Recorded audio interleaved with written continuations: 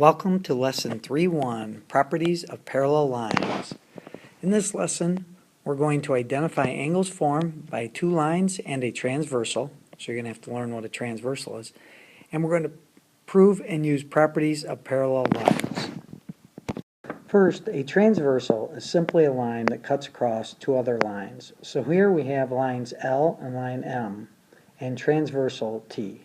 T is the line that cuts across L and M, so that is our transversal. Now when you have two lines cut by a transversal, such as we have lines L and M with transversal T, you have certain pairs of angles. Our first pair of angles are going to be alternate interior angles, such as angle 4 and angle 8.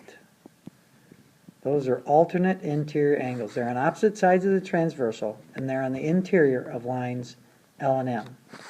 Angle 4 and angle 8 are alternate interior angles. We are just going to write AIA, which stands for alternate interior angles, as explained on page 127. Now pause the video while you try to come up with another pair of alternate interior angles besides 4 and 8. Hopefully you said angles 3 and angle 7 are another pair of alternate interior angles. They are on opposite sides of the transversal and on the interior of lines L and M. The next kind of special angle pairs are called same side interior angles. When you look at this figure, hopefully you will agree that we have a pair of same side interior angles right here with angles 7 and angle 8. Angle 7 and angle 8 are same side interior angles, which we're just going to call SSI. Same side interior angles. Now pause the video while you try to give another pair of same side interior angles. Angles 7 and 8 are on the same side of the transversal T, and they're on the interior of lines L, line L, and line M. Try to figure out another pair. Please pause the video. Hopefully you came up with angles 3 and angle 4 being same side interior angles. They're on the same side of the transversal and they're on the interior of lines L and M. Our next type of special angle pairs are corresponding angles. Corresponding angles are angles that maintain similar positions in when you have two lines cut by a transversal, such as angle number 1 and angle number 4 are corresponding angles. You see in the upper group of 4 angles, 4 is the upper left angle, and down here with lines T and L intersection, angle 1 is in the upper left. Upper left, upper left. Angle 1 and angle 4 are corresponding angles. Please pause the video while you try to come up with another pair of corresponding angles. There are 3 other pairs of corresponding angles. Hopefully you will agree angle 2 and angle 8 are corresponding angles. Angle 3 and angle 7 are corresponding angles. And last we have angle 5, upper right, upper right. Angles 5 and angle 6 are corresponding angles.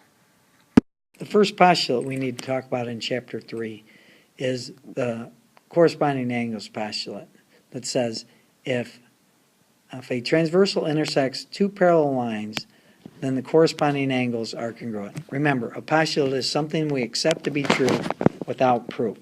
Now remember, you can never use the number of a postulate ever. And sometimes you can use its name, but I am not going to allow you to use corresponding angles postulate in this class. Whenever we're referring to this postulate, I want you to say, if parallel lines, then corresponding angles are congruent, like I have written here. And I will explain, the reason will become clear to you more later in Chapter 3 why we have to say what I have down below. Again, write this down in your notes, just the way I have written it. If parallel lines, then corresponding angles are congruent. Now the first theorem we have in Chapter 3 is called the alternate interior angles theorem, which says if you have a transversal intersecting two parallel lines, then the alternate interior angles are congruent. Hopefully in this figure you realize angles 1 and 3 are alternate interior angles.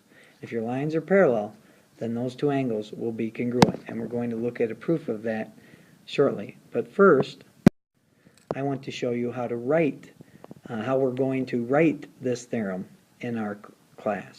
This is how we will write the alternate interior angles theorem in our class. If parallel lines, then alternate interior angles are congruent. Please put this in your notes and make sure whenever you're referring to this theorem, that's how you write it.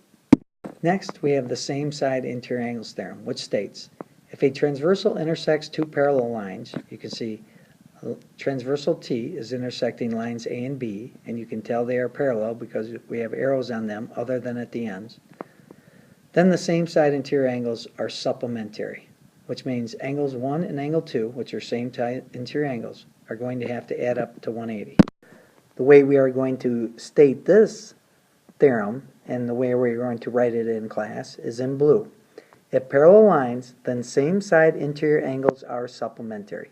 Please put this in your notes and make sure you know what it means. Now we have to look at one of the most important things we are going to learn in this class, and that is how to do a two-column proof. We're going to look at several different ways to prove things, but the way we are going to use in this class, whenever I assign a homework assignment or in class, will always be a two-column proof. There are certain parts to a two-column proof that you must always have. First, you have to state the given. Then you have to state what you are trying to prove. Then you must draw a figure. Then you're going to have the two columns with the column headings, statements and reasons, and then you will write the given down as the first step. And then you will proceed, and your last statement will always end up with what you're trying to prove. Okay, let's look at our first proof. Here we are given lines A and B are parallel. You can see the arrows other than at the end, so you know they're parallel. We're trying to prove angles 1 and 3 are congruent. So we're trying to prove if parallel lines, then alternate interior angles are congruent. So we have the given, what we're trying to prove, we have the figure, we have the two columns with the column headings, and we have the given as the first step. Now, whenever we make a statement, we're going to have to justify it or give a reason that it's going to be a definition, postulate, or theorem. In this figure, we can state angle 1 is congruent to angle 4 because if you have parallel lines, then corresponding angles are congruent. Next, we can state angle 4 is congruent to angle 3 because of vertical angle theorems. We know from the vertical angle theorem, vertical angles are congruent. Our last step is then going to be angle 1 is congruent to angle 3, what we are trying to prove. Your last statement will always be what you are trying to prove. Why? When we put steps 2 and 3 together using the transitive property, we can get 1 congruent to 3. If 1's congruent to 4 and 4's congruent to 3, then 1 has to be congruent to 3, by the transitive property of congruence. Last thing I want to talk about in this lesson are the alternate interior angles theorem and the same side interior angles theorem. Hopefully you will look at the figure and agree that angles 5 and 6 are alternate interior angles. Therefore, they are congruent. If angles 5 and 6 are alternate interior angles, what do you think angles 1 and 3 would be called? Hopefully you would agree those are alternate exterior angles. They are on the exterior of lines A and B on the outside, and they're on alternate sides of transversal T. Hopefully you would also agree angles 2 and 8 are alternate interior angles. The way we are going to say this and write this in class will be if parallel lines, then alternate exterior angles are congruent. If angles 5 and 7 are same side interior angles, then hopefully you will agree angles 2 and 3 are same side exterior angles.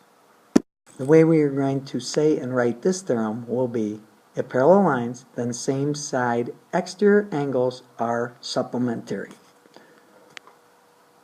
We will look at examples 3, 4, and 5 in class. This concludes Lesson 3-1.